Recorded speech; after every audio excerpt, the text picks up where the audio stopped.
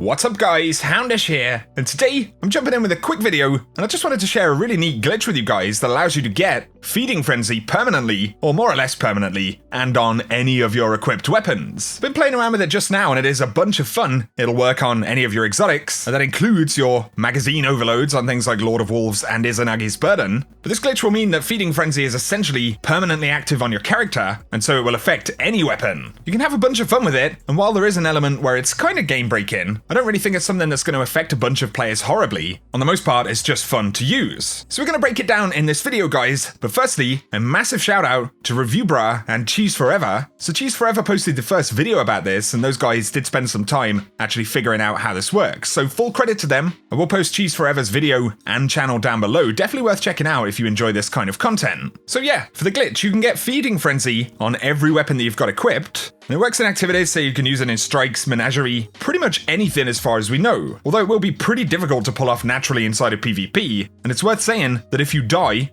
fast travel, change location, or anything like that, the glitch will go away. So to actually do the glitch, what you need, initially, will be 2 Feeding Frenzy weapons in different slots. I'm sure you guys will have some randomly rolled weapons with Feeding Frenzy. You can kind of search that up on Destiny Item Manager, and there are other specific weapons that have the bonus, so Recluse and Thunderlord, for example. You could use those 2 weapons to do this glitch. And the glitch itself uses melees or class abilities to activate. So essentially, with your first weapon, you make a kill, and immediately after that, pop your class ability or melee an enemy, but at the exact same time, you need to switch weapons. So while you're in the melee or class ability animation, and this will work on any class, you will need to switch to the second Feeding Frenzy weapon, make a kill, and then switch back to the first one. And then you'll find that Feeding Frenzy will be permanently active. So it is actually very easy to do. With the first weapon, make a kill, pop your class ability, or melee a second enemy while switching weapons. Immediately after that, with the second weapon, make a kill, and then switch back to the first weapon. May take a couple of attempts, but once you've done it, it is very easy to reproduce. You just have to actually have the enemies immediately nearby. Once you've done this, you can change the weapons that you've got equipped. So I threw some different exotics on right here, and Feeding Frenzy stays active all of that time. As I mentioned before, this does work with overload perks, so Lord of Wolves, if you hold that reload, and the same with Izanagi's Burden to get the owned edge shot, all of this is going to happen lightning fast with Feeding Frenzy active.